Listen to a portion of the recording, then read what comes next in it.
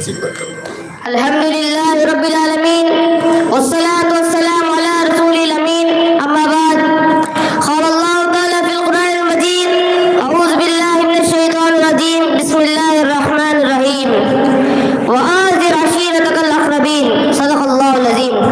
قابل احترام صدر جلسہ، معزز ذمہ داران مدرسہ، اساتذہ مہربان اور میرے عزیز ساتھیوں، السلام علیکم ورحمۃ اللہ وبرکاتہ۔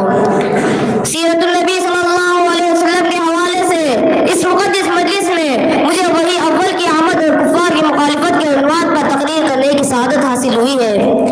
وہ بجلی کا کڑکا تھا یا صوت ہادی، وہ بجلی کا کڑکا تھا یا صوت ہادی، عرب کی زمین جس نے ساری ہلا دی۔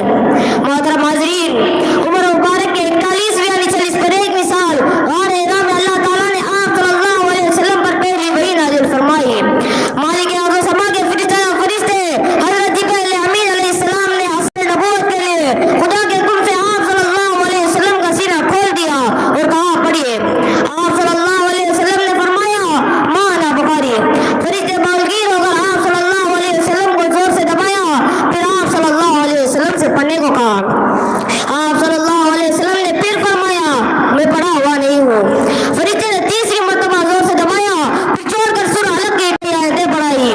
بسم اللہ الرحمن الرحیم، اقرأ باسم ربک الذی خلق، خلق الانسان من علق، اقرأ وربک الاکرم، الذی علم بالقلم، علم الانسان ما لم یعلم۔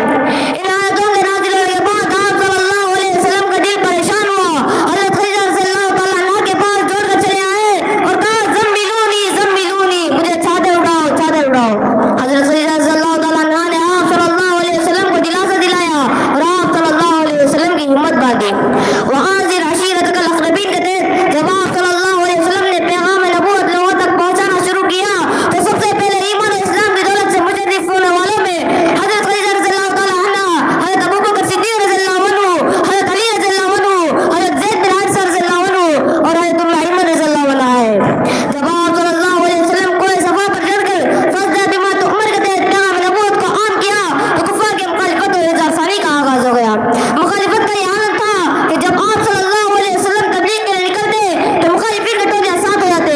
جب آپ صلی اللہ علیہ وسلم تقریر کے لیے کھڑے تھے تو آپ صلی اللہ علیہ وسلم پر فقرے کستے، آپ صلی اللہ علیہ وسلم کا مذاق اڑاتے، ہنستے، سرکاریں لگاتے۔ ابو لہب